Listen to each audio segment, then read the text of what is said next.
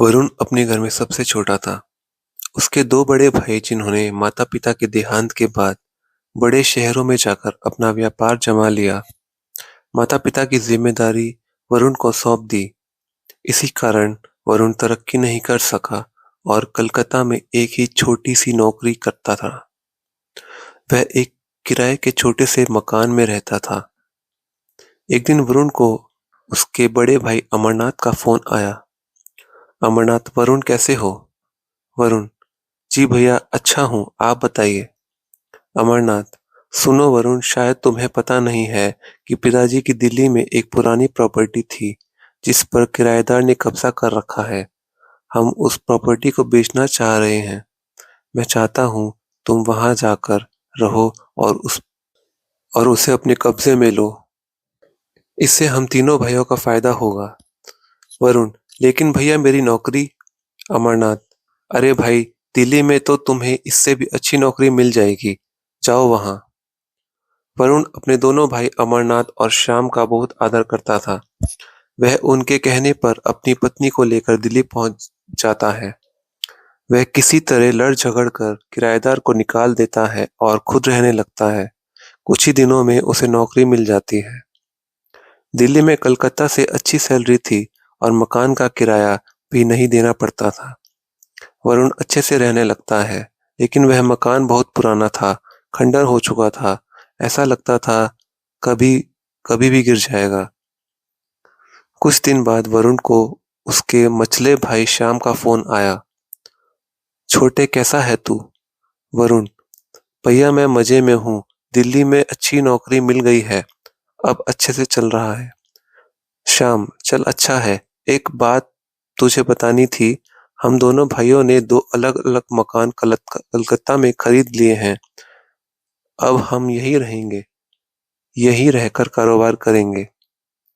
वरुण, यह तो बहुत अच्छी खबर दी आपने भैया, मैं तो कब से चाहता था आप दोनों वापस आ जाएं।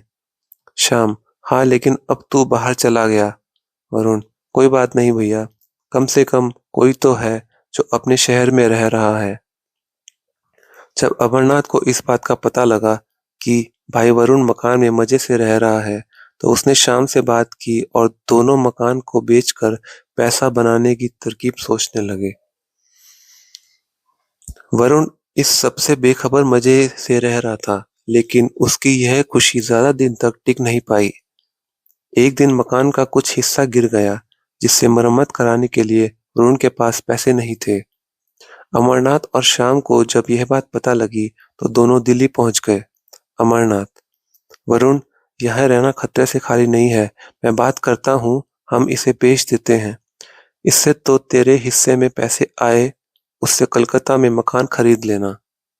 वरुण तैयार हो गया। वैसे ही वह कलकत्ता में अपने भाइयों के साथ रहना चाहता था। अमरनाथ और श्याम प्रॉपर्टी बेचने के लिए दलालों से मिलने लगे। वरुण इस सबसे बेखबर अपनी नौकरी करता रहा। वैसे तो तीन भाइयों में बहुत प्यार था, लेकिन वरुण बहुत सीधा था। इधर उसके दोनों भाई पैसे के मामले में बहुत चालाक थे। एक दिन उस मकान का सौदा हो गया।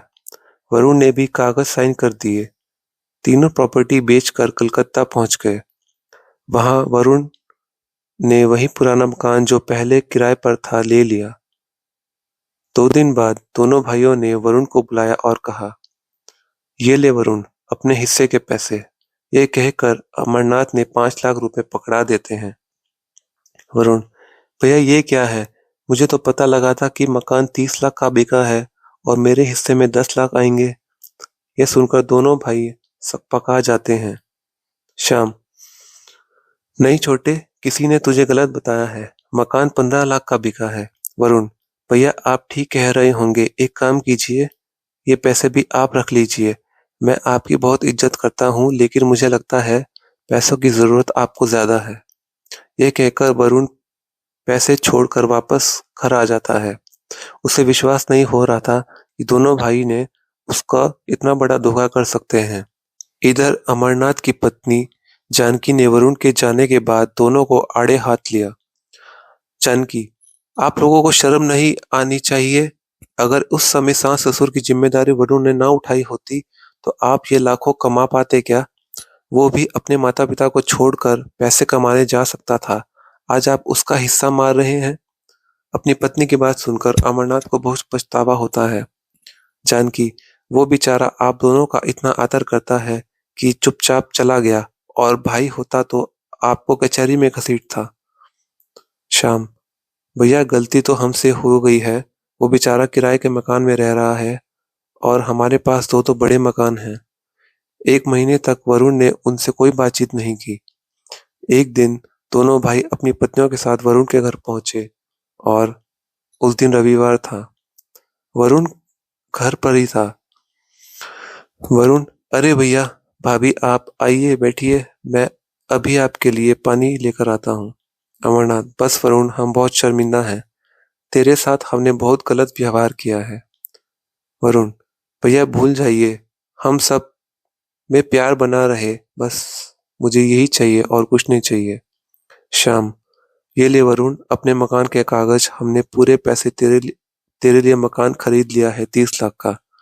वरुण की आंखों से आंसू भर आए। उसे देखकर अमरनाथ भी रोने लगे। वे उस दिन वरुण का सामान नए घर में पहुंचा आए और उसकी नौकरी छुड़ाकर उसे अपने व्यापार में शामिल कर लिया।